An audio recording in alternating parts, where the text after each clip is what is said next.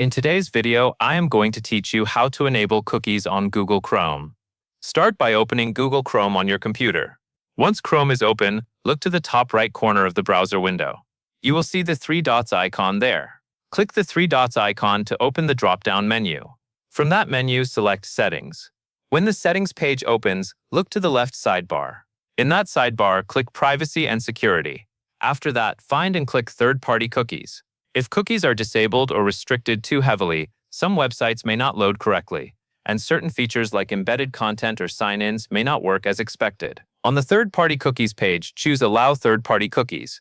Selecting this option enables third-party cookies in Google Chrome. Once you click it, the setting is applied right away, so there is usually no need to save anything manually. If a website was already open while this setting was turned off, it may help to refresh the page or reopen the site so the change can take effect properly. That covers everything you need to know.